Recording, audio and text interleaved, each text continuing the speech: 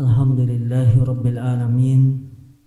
Wassalatu wassalam ala Rasulillah Nabina Muhammadin wa ala alihi wa sahbihi wa man tabi'ahum bi ihsanin ila yaumiddin.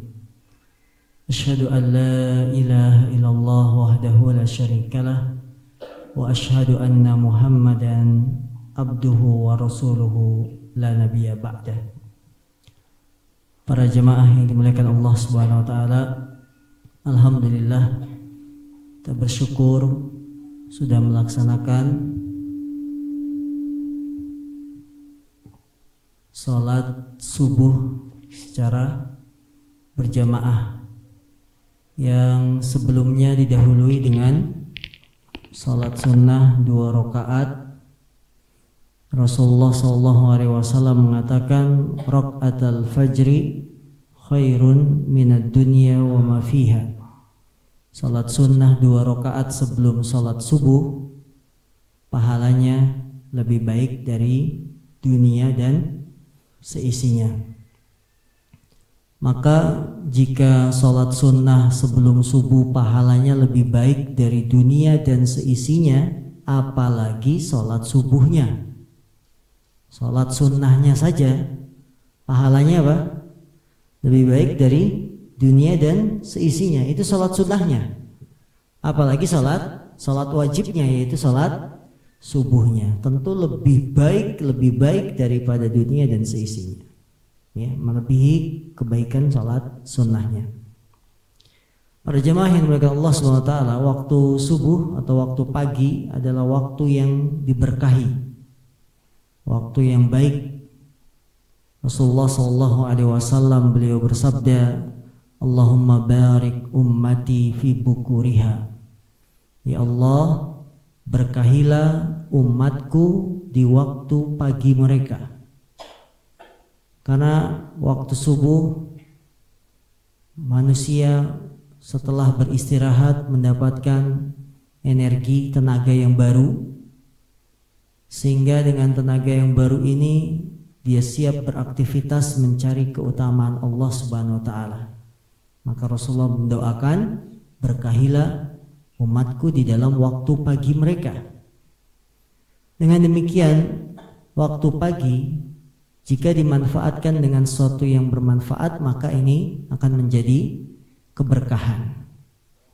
Ya, akan menjadi kebaikan.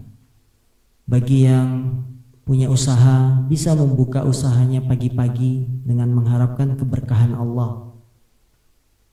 Dan Rasulullah SAW di waktu pagi beliau awali dengan membaca zikir pagi.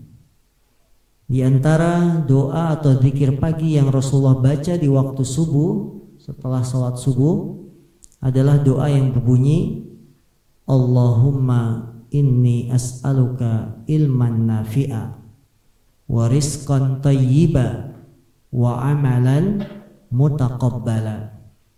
Ya Allah, aku memohon kepadamu ilmu yang bermanfaat. Aku meminta kepadamu rizki yang baik, dan aku mohon kepadamu amalan yang diterima. Doa ini kalau kita perhatikan poin-poinnya sangat-sangat kita butuhkan. Rasulullah yang pertama kali beliau minta ilmu yang bermanfaat. Kenapa Rasulullah membuka waktu pagi, waktu subuhnya dengan memohon ilmu yang bermanfaat?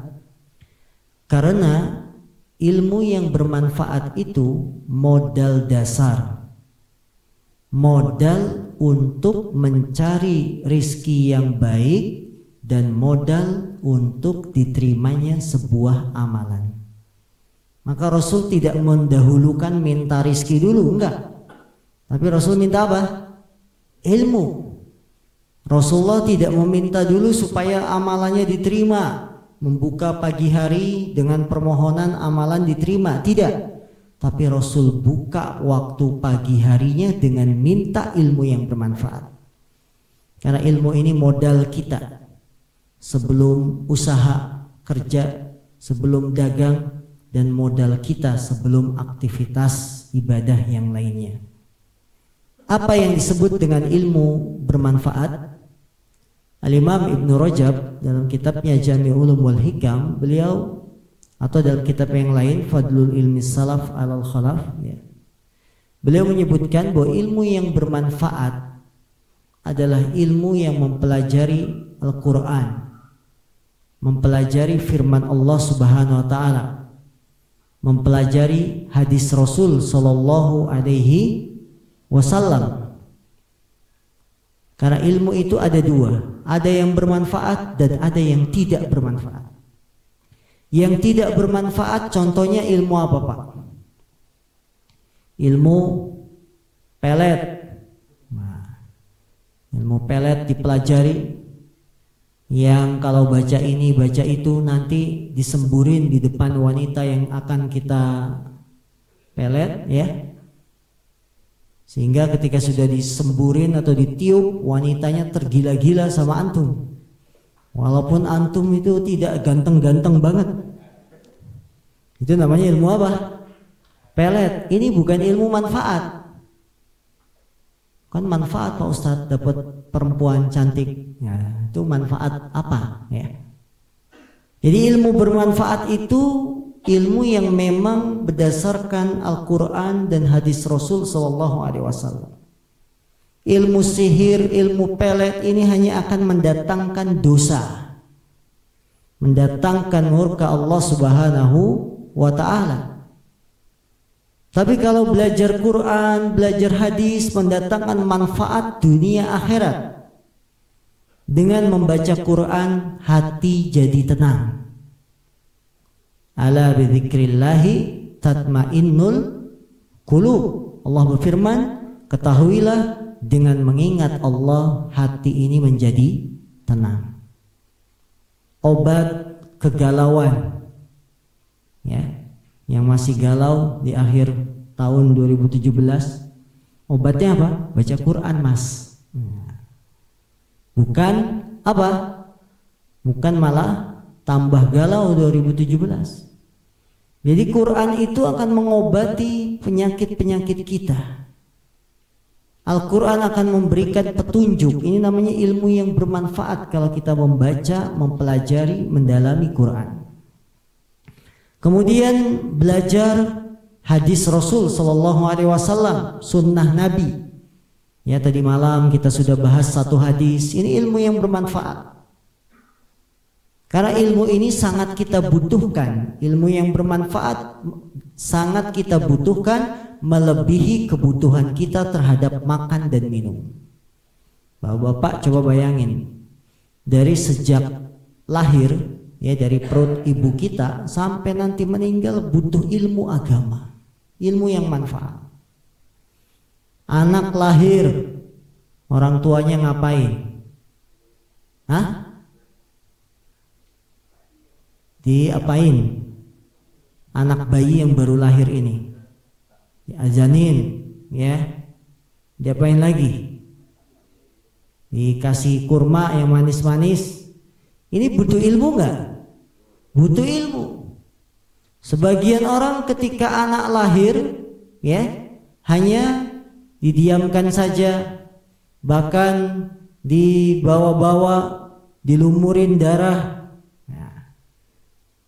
Kemudian dalam perkembangannya pendidikan anak, perlu diajari si anak bagaimana adab akhlak Islam, sampai kita mau meninggal butuh yang namanya ilmu agama ini, yang disebut ilmu bermanfaat. Maka tidak akan berarti pendidikan kita yang tinggi sampai S berapa itu? S7 apa S berapa? S3 ya. Tapi tidak diiringi dengan ilmu agama. Karena ilmu yang bermanfaat itu yang memang kita rasakan manfaatnya dunia akhirat. Inilah yang diminta oleh Rasul di awal pembukaannya di waktu pagi hari. Allahumma inni as'aluka ilman nafi'a. Ya Allah, aku memohon kepadamu ilmu yang bermanfaat. Karena dia modal aktivitas kita di dunia sampai di akhirat nanti. Maka bapak-bapak, saudara-saudaraku yang dimuliakan Allah Subhanahu wa Ta'ala, Jangan putus semangat, jangan bosan untuk terus belajar ilmu agama. Orang-orang kadang-kadang memandang sebelah mata bagi orang yang belajar ilmu agama. Kamu ngapain sih ngaji terus? Sok alim katanya. Sok apa? Sok suci. Ke masjid ngaji, ngajak-ngajak ngaji, ngapain sih? Sok suci. Ya, bilang aja, nggak apa-apa saya sok suci, kamu sok najis gitu.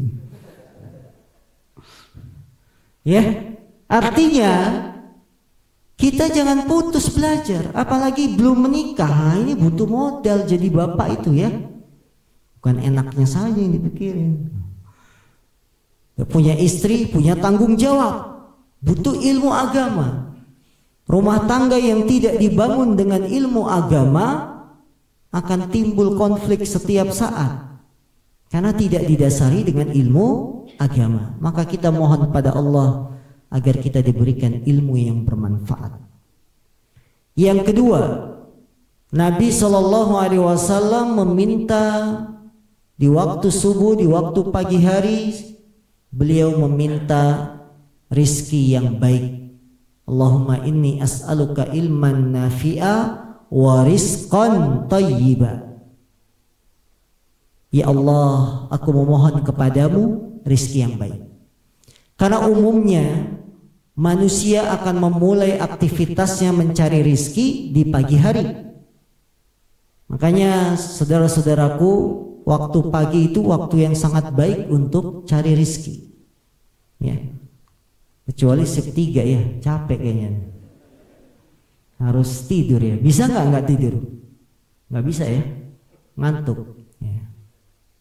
Pulang jam berapa biasanya? Jam 7. Sampai rumah? Setengah 8. Masa katanya 2 jam di Karawang. Hah? Enggak, kalau pagi lancar. Iya, kayak rumahnya Cikarang bisa setengah jam nyampe ya? Nggak nyampe? Nggak bisa. Baik.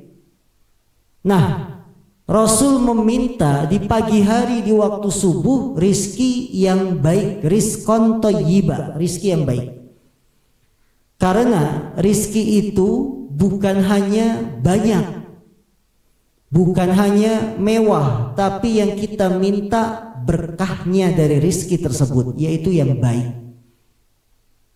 Karena kalau rizki tidak baik akan menimbulkan pengaruh bagi jiwa.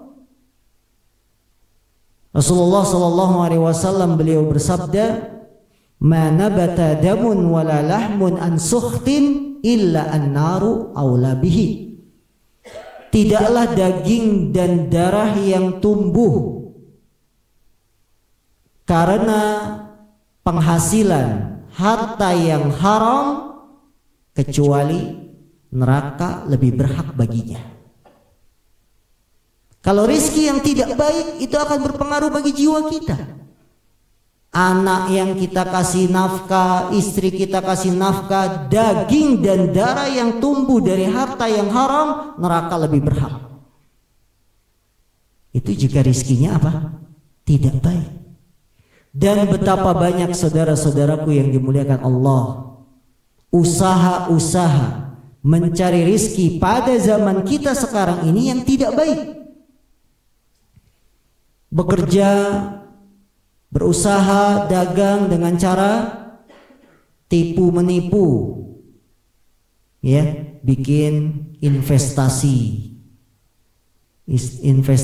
Pandawa 5 atau apalah sebutannya ya, mengumpulkan uang manusia, tenang saja nanti sebulan dapat sekian dan sekian, tapi ternyata menipu, mengambil uang manusia. Kan usaha dia, tapi usahanya tidak baik, maka rizki yang didapat juga tidak baik. Apalagi Rasulullah SAW, beliau telah menyinggung keadaan akhir zaman. Beliau bersabda, sayati 'alan nasi zamanun la yubalil mar'u bima akhadha amin halal au min haram. Akan datang sebuah zaman kepada manusia yang mereka tidak lagi peduli dari mana mereka mengambil rizkinya. Apakah dari yang halal atau dari yang haram. Dan ini sudah terbukti pada zaman kita. Nabi mengucapkannya ribuan tahun yang lalu, bahwa nanti akan ada masa manusia tidak peduli dengan apa yang diambil, halal apa haram tidak peduli. Sungguh benar apa yang diucapkan oleh Rasul. Di zaman kita sekarang sampai ada yang mengatakan, Pak Ustadz ya, cari yang haram aja susah, apalagi yang halal. Usaha-usaha rizki yang tidak baik, yang jual makanan dari mulai level paling murah sampai level paling atas, menjual makanan dengan tidak jujur. Bakso 5 ribuan itu jangan dikira baksonya sapi semua. Ada yang nakal, Pak. Apa? Pakai bakso daging apa? Daging tikus. Padahal tikus haram apa halal? Haram. Maka hasil usaha dari usaha ini pun bisa menjadi haram. Ada yang jualan darah. Apa disebutnya? Marus atau bahasa Jawanya dede ya. Apa? Saren ya. Nah, itu kan darah beku. Jadi kalau ada nyembelih ayam, dia wadahin, ditadah dengan kenapan tuh panampan baskom. Tadai baskom, nanti direbus kaku, kenyal-kenyal kayak agar gitu, potong-potong, goreng. Ini jelas usaha yang haram. Nggak boleh, karena darah itu sudah diharamkan dalam Al-Quran. Hurimat alaikumul maitatu waddam. Diharamkan bagi kalian, kata Allah, bangkai, kemudian darah. Belum lagi yang lain, kuliner-kuliner. Yang jualan ayam-ayam kuning. Jangan dikira kuningnya pakai kunyit. Pakai apa, Pak? Pakai bodrek. Yang jualan gudeg. Gudeg itu kan pakai santan ya. Ya, karena santan mahal diganti pakai darah. Ya. Ini praktek-praktek nakal dalam perdagangan, jual beli. Rizkinya rizki yang tidak halal, tidak thayyib. Padahal kita meminta rizqan thayyiba. Belum lagi praktek-praktek perdagangan dengan sistem riba. Sistem kredit, tapi kalau telat bayar kena penalti, denda. Ini riba, haram, yang Allah Subhanahu wa taala telah menegaskan dalam Quran, wa ahallallahu al-bai'a wa harrama riba. Allah menghalalkan jual beli dan mengharamkan riba. Maka saudara-saudara yang dimuliakan Allah, kita introspeksi diri kita. Apakah rizki yang kita dapat selama ini sudah baik atau masih ada debu-debu campuran yang tidak baik? Ya. Nah, saudara-saudara kan kerja di pabrik ya, insya Allah halal. Halal enggak rizkinya? Halal, yakin. Tapi sebagian karyawan ada yang punya usaha sampingan. Wah, apa? Jualan pulsa sampingan. Jam kerja seharusnya kerja melayani pelanggan, kirim pulsa. Boleh nggak? Nah, ini waktu kerja tapi kita manfaatkan. Mumpung nggak ada mandor katanya. Mandor apa namanya kalau di pabrik pengawas itu? Mandor ya, leader, pemimpinannya. Boleh bawa HP nggak sih kalau ke pabrik? Boleh ya, boleh. Jadi bisa transaksi bisa. Nah, usaha tambahan ini kadang-kadang bisa mencampuri yang sudah baik. Aslinya kita dapat gaji dari pabrik halal, kemudian pakai usaha sampingan, cuma memanfaatkan waktu kerja, jadinya ternodai. Maka kita koreksi rizki-rizki kita. Sumber pendapatan kita itu betul-betul sudah asli 100% halal, baik, atau masih ada campuran.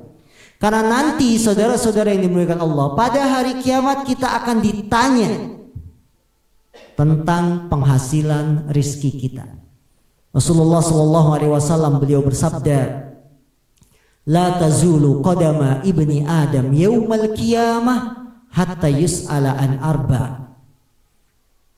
Tidak akan bergeser kedua kaki anak Adam pada hari kiamat sampai ditanya 4 perkara. Di antaranya Rasulullah menyebutkan an malihi min aina tasaba wa ila aina unfik. Manusia akan ditanya tentang hartanya, kekayaannya, min aina tasaba, dari mana dia dapat uang itu, wa ila aina unfik, dan kemana disalurkan, diinfakkan. Jadi kita dalam masalah duit, 2 pertanyaan. Sumbernya dari mana dapatnya, kemudian kalau sudah dapat, kemana uang ini? Kalau Anda dapatnya dari yang haram, siap-siap berhadapan dengan Allah Subhanahu wa Ta'ala, yang pada hari itu tidak ada kedustaan, tidak bisa bersembunyi. Akan ditanya, kamu usaha ini ya halal apa haram? Siap-siap ditanya. Maka saudara-saudaraku yang dimuliakan Allah, kita jangan merasa takjub, merasa iri dengan orang-orang yang kaya, yang uangnya jumlah nolnya saja sudah tidak bisa dihitung gitu ya. Kadang-kadang kita kan kalau melihat orang kaya, oh enak ya, dia udah kaya, istrinya cantik, kemudian jarang ke masjid aja, rizkinya kayak begitu, apalagi ke masjid gitu. Mikirnya kita begitu ya. Jangan, lihat dulu. Lihat dulu apa usahanya. Kalau usahanya haram, simpan pinjam tapi dengan memberikan tambahan. Ada yang butuh pinjaman uang, ya dipinjemin, tapi nanti balikinnya dapat tambahan 10%. Ini haram, walaupun dia terlihat kaya, nikmat, ya nggak boleh. Kita syukuri rizki yang halal yang kita dapat dari Allah Subhanahu wa Ta'ala. Karena saudara-saudaraku, yang pertama kali masuk surga adalah orang-orang yang miskin. Yang paling banyak masuk surga adalah orang-orang yang apa? Yang miskin. Kenapa orang miskin? Karena hisabnya ringan. Ketika dihisab hari kiamat ringan, ya, mudah hisabnya. Karena orang miskin nggak punya duit. Apa yang mau dihitung? Nggak punya duit kan? Tapi orang yang paling susah hisabnya hari kiamat yang duitnya banyak. Akan didetail, ditanya, mendetail. Ini tanggal sekian, uang dari mana ini? Kemana habisnya? Ya, ditanya sumbernya dari mana. Maka Anda jangan terkesima dengan orang-orang yang kaya tapi mereka tidak taat. Lihat usahanya apa. Apakah usaha yang halal, usaha yang haram? Karena yang kita jadikan perhatian kita adalah rizki yang baik, bukan rizki yang haram. Maka kaum muslimin, syukuri apa yang sudah diberikan oleh Allah Subhanahu wa Ta'ala kepada kita. Kalau kita bersyukur, maka Anda akan menjadi orang yang paling kaya di mata Allah Subhanahu wa Ta'ala. Rasulullah mengatakan, warda bima qasamallah takun agnan nas. Ridholah, terimalah apa yang Allah bagikan untuk kalian, maka engkau akan menjadi hamba yang paling kaya. Ya. Jadi kita karyawan, alhamdulillah, apalagi PT Musasi, ya kan, gaji bulanannya di atas angka 5. Betul Pak? Betul, bersyukur itu. Ya, nggak usah angan-angan macam-macam, tau angan-angan, keinginan macam-macam, sudah syukuri kita dapat rizki gaji bulanan sekian, ya. Mau beli kendaraan ya semampunya, gaji saya sekian. Jangan gaya-gaya pakai NMAX tapi ngutang, ya, nggak usah. Semampunya saja hidup. Karena kadang-kadang tuntutan kehidupan itu menuntut kita berusaha tanpa melihat halal haramnya, betul kan? Apalagi kalau istri yang bilang, "Bang, masa pulang kampung naik kereta terus, Bang? Nah, coba ambil mobil." Wah, gaji kita berapa sih rata-rata, Pak? 5 juta. Ada yang sampai 10 nggak? Ada ya, Pak Musli? Sampai Pak 10, Pak? Apa katanya? Nyampe, alhamdulillah. Oh, nggak nyampe. Ya kadang-kadang karyawan gaji 7 juta, 8 juta ngambil mobil. Cicilan Avanza paling murah berapa, Pak? 3 juta. Anda gaji taruh 8, 3 juta cicilan mobil. Sisa 5. Punya anak? Punya. Buat sekolah? Ya, berapa buat sekolahnya sebulan? 500. Ya, jajannya, SPP-nya sudah tinggal 4,5. Antum punya HP S7 nyicil berapa sebulan? 500 lagi, tinggal 4. Ya, cicilan motor udah lunas belum? Nah, masih lagi nyicil. Rumah nyicil lagi. Rumah itu minimal 1 juta, tinggal 3. Ya, bayar listrik, air 500. Makan minum habis. Ya, belum istri kalau dia punya cicilan. Nah, istri yang bayarin cicilannya siapa? Dia beli jilbab, ya, dia beli Tupperware, pancinya nyicil. Kan kita yang nanggung. Maka kalau memaksakan hidup itu tidak sesuai kemampuan, jadinya repot, ya, susah. Pengen tenang, sholat jadi mikirin utang. Ya Allah, kapan cair bonusin? Udah tanggal 17 ya, 17. Istri ngajak pulang lagi kampung, anak liburan sekolah, ngajak jalan-jalan.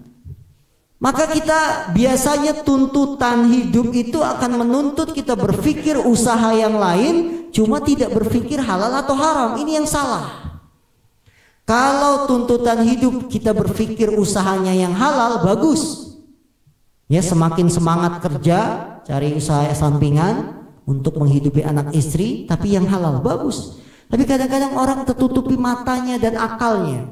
Maka tidak heran terjadilah korupsi karena tuntutan dari keluarga. Suruh beli mobil biar keren pulang kampung gitu kan. Ya, ini tuntutan. Karena cari halal mentok, akhirnya ada yang haram, akhirnya diambil yang haram. Nah, ini nggak boleh. Rizqan thayyiban, sumbernya dari mana? Kemudian disalurkan kemana? Diinfakkan kemana? Ya, foya-foya, main judi, game online. Nah, masih ada yang suka game online? Itu cuma ngayal tok itu nanti kalau game online, ya. Jangan ikut-ikutan seperti itu. Habis uang kita. Kemana disalurkan uang yang sudah didapat ini? Untuk yang halal apa yang haram, diminta pertanggungjawaban di hadapan Allah.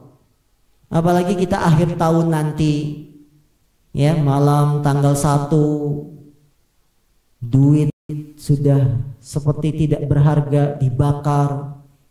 Beli kembang api, mercon sampai 2 juta. Nggak usah. Tidak usah ikut-ikutan seperti itu. Uang yang Anda dapat, Anda belanjakan, diminta tanggung jawabnya di hadapan Allah SWT. Alangkah baiknya kalau uang yang sebanyak itu disedekahkan. Karena sedekah bisa menjaga dari jilatan api neraka. Ya. Ini yang kedua yang Rasul minta di waktu subuh. Allahumma inni as'aluka ilman nafi'a wa rizqan thayyiban. dan aku mohon padamu ya Allah rizki yang baik. Yang ketiga, Rasulullah SAW meminta amalan yang diterima, wa amalan mutaqabbala, dan aku mohon padamu ya Allah amalan yang diterima. Amalan ibadah kita adalah modal kita untuk kampung akhirat.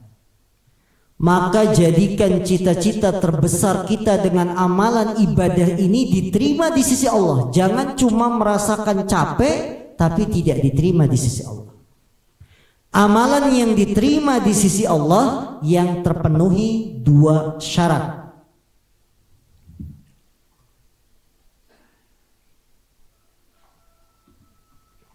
Satu, ikhlas. Amal ibadah kita hendaklah didasari dengan rasa ikhlas, hanya karena Allah semata. Salat kita, puasa kita, sedekah kita, dan semua aktivitas ibadah ikhlas karena Allah. Di setiap pembukaan salat kita baca doa iftitah, inna salati wa nusuki wa mahyaya wa mamati. Apa selanjutnya? Lillahi rabbil alamin. Sesungguhnya salatku, sungguhnya sembelihanku, hidupku, matiku untuk siapa? Lillahi rabbil alamin, untuk semata-mata Allah. Maka sholat itu bukan karena ingin dapat pujian seperti orang-orang munafik, tapi karena Allah. Orang munafik sholat yang paling berat sholat subuh sama sholat isya. Rasulullah mengatakan asqalus sholat alal munafikin sholatul fajri wa sholatul isya. Sholat yang paling berat bagi orang munafik, orang-orang yang menyembunyikan kekafiran, menampakkan keislaman, sholat yang paling berat bagi mereka sholat subuh sama sholat isya. Kenapa? Karena di zaman Nabi belum ada lampu. Kondisinya berarti kalau subuh sama isya nggak ada lampu apa? Gelap. Orang munafik kan kalau pengen sholat dia pengen dilihat orang, ingin dipuji. Lah kalau gelap ada nggak yang muji? Nggak ada, karena nggak kelihatan. Dia datang ke masjid, ngapain saya datang ke masjid waktu subuh? Orang gelap, jadi orang nggak tahu saya ke masjid, sehingga tidak dapat pujian. Maka berat mereka ke masjid waktu subuh sama waktu isya, karena sholat mereka dilandasi ingin dilihat orang lain, riya, ingin dipuji, dan itu tidak boleh bagi seorang muslim. Dia harus ikhlas karena Allah. Ya, saya bangun subuh dingin, perasaan selimut kok makin tebel kalau subuh. Enak gitu ya. Banyak nyamuk. Jam 2, jam 3 nyamuk hilang, baru selep. Berapa jam? Sejam setengah adzan berkumandang. Allahu Akbar, Allahu Akbar. Berat untuk berangkat ke masjid ya.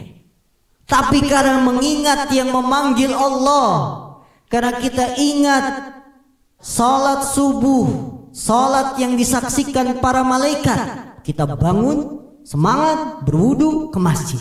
Allahu Akbar, ini pahalanya besar. Ibadah kita akan diterima di sisi Allah karena kita menjalankan perintahnya lillah, karena Allah lillahi ta'ala semata. Ini syarat pertama agar amalan kita diterima. Syarat kedua, amalan ibadah supaya diterima, yang kedua adalah mencontoh Nabi kita, Nabi Muhammad SAW. Agar ibadah kita diterima, maka ikuti petunjuk Nabi. Satu, tata caranya. Sholat ya ikuti tata cara sholat yang diajarin Nabi. Bapak-bapak, boleh nggak kita sholat nggak pakai sujud, cuma ruku saja, habis iktidal berdiri lagi Al-Fatihah, boleh nggak? Hah? Nggak boleh, tata caranya udah diajarin kok kita bikin sendiri, boleh nggak? Tidak boleh. Jadi ikuti tata cara yang diajarkan Rasul supaya ibadah kita diterima. Kedua, ikuti bilangan yang sudah ditentukan. Tadi sholat subuh kita berapa rakaat? 2 rakaat. Anggaplah di sini ada bujangan pengen olahraga. Saya nggak cukup 2 rakaat. Sholat subuh saya pengen 6 rakaat biar keringetan. Boleh? Boleh nggak? Sholat subuh 6 rakaat? Tidak boleh. Ikhlas Pak Ustadz, ikhlas. 6 rakaat ikhlas. Ya, nggak mau dipuji, nggak mau diapain, saya ikhlas 6 rakaat. Diterima tidak ibadahnya, sholat subuhnya? Tidak, karena tidak mengikuti bilangan yang ditentukan oleh agama. Sholat subuh hanya 2 rakaat, nggak boleh ditambah dengan alasan ingin olahraga dan lainnya. Yang ketiga, mengikuti Nabi itu harus memperhatikan tempatnya, waktunya, ya. Tempatnya, ibadah yang sudah ditentukan tempatnya kita ikuti. Itikaf di masjid, jangan itikaf di sekolahan, bukan itikaf. Karena Rasul mengatakan, Allah berfirman, wa antum akifuna fil masajid, dan kalian itikaf di masjid. Tawaf, tahu tawaf? Mengelilingi Ka'bah, di mana? Di Mekah. Maka tidak boleh kita mengelilingi pohon beringin, cari berkah 7 kali putaran nanti dapat pahala, tidak boleh. Karena ibadah tawaf itu cuma di Mekah, di Ka'bah. Maka saudara-saudara kalau berangkat umroh, perbanyak tawaf di sana. Karena ibadah itu tidak dijumpai di tempat lain. Perhatikan tempatnya. Nah, kalau ada orang muter-muter 7 kali putaran nanti saya dapat ini, dapat itu, salah. Karena yang namanya tawaf hanya di Ka'bah. Perhatikan tempatnya. Kemudian perhatikan waktunya. Kalau kita ingin mencontoh Nabi, perhatikan waktunya. Sholat subuh jam berapa sudah masuk waktunya. Kalau niatnya sholat subuh sementara belum masuk waktu, diterima tidak sholatnya? Diterima, cuma jadi sholat sunnah, bukan sholat wajib. Ya, tidak diterima kalau niatnya sholat subuh karena belum masuk waktu. Ini 2 syarat yang harus diperhatikan supaya amalan kita diterima di sisi Allah. 1, ikhlas. 2, mencontoh Nabi SAW. Maka yang namanya ibadah, saudara-saudaraku, sifatnya sudah baku, sudah paten dari Allah yang diwahyukan kepada Rasulullah SAW. Ya, nah inilah doa yang selalu dibaca oleh Rasul SAW di setiap pagi. Beliau mengucapkannya sampai 3 kali. Allahumma inni as'aluka ilman nafi'a wa rizqan thayyiba wa amalan mutaqabbala. Coba dibaca semuanya sama-sama. Allahumma inni as'aluka ilman nafi'a wa rizqan thayyiba wa amalan. Begitu setiap pagi kita baca, ya. Kita baca di sholat subuh, baca supaya aktivitas kita berkah di sisi Allah Subhanahu wa taala. Baik, billahi taufiq wal hidayah. Assalamualaikum warahmatullahi wabarakatuh.